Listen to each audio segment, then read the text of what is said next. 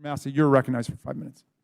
Ms. Gunasakar, can you speak about the impacts of the Green New Deal, the proposed Green New Deal generally, and then more specifically on low-income communities? Yeah, absolutely. Before I get to that, though, I want to go back to something one of the panelists said about one of the groups of scientists that I work with on the CO2 Coalition. I think it's important to understand that asking questions in the context of science is not denialism.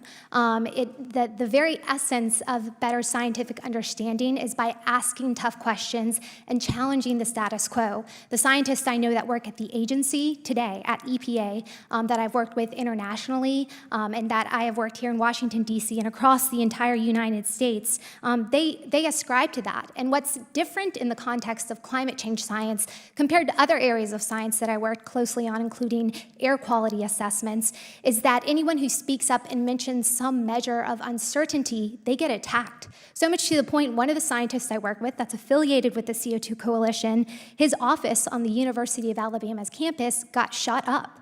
And there is a massive backlash for any scientists willing to ask tough questions and have some measure of reason and balance as they are assessing these very complex and sophisticated issues. And I think complex and sophisticated is a better accounting of the current state of the climate science discussion that is ongoing in a number of different applications, including the relative sensitivity of the planet to a mild and manageably warming climate that we have seen and many have been talking about openly. So back to your original question, the problem with the Green New Deal is it's completely unrealistic.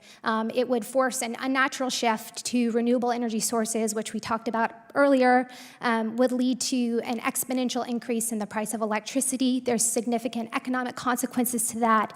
There are also significant problems in the fact that the technology that would be required to maintain access to a reliable source of energy in a system that is overly reliant on solar and wind requires technology that just doesn't exist. It requires battery-type technology that, I was looking at statistics the other day, if all of the energy that's represented by existing battery power was charged in full, it could provide New York City with 1 hour of electricity, and that's it. Not to say we shouldn't continue to seek out research and improve those technologies, which will no doubt continue, but just to say that we should force an unnatural shift to sources that were never designed to provide baseload energy, which is the most important when it comes to providing affordable, reliable electricity.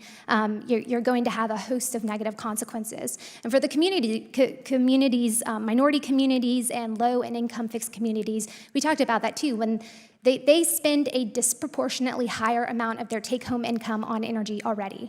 And if you increase that price, what they do is they make cuts elsewhere, including reducing trips to the doctor, foregoing meals, and foregoing other important healthcare initiatives. So it also has the ability to undercut future employment opportunities. And you're going to make the price of electricity go up, and you're also going to take away their ability to pay for it through a job. So it's extremely problematic, totally unrealistic, and fails to recognize the fact that the United States, we already lead the world in terms of emissions reductions. There's a very good news story, and it doesn't require restructuring the entire economy so that it's more aligned with socialism than it is with the democracy that's produced the innovation and the positive environmental impacts we're experiencing today. So one of the problems with low-income communities, and by the way, this is Appalachia, where I live as well, is transportation to work. Would the Green New Deal increase the price of transportation and make it harder for people who are trapped in these communities to get to work?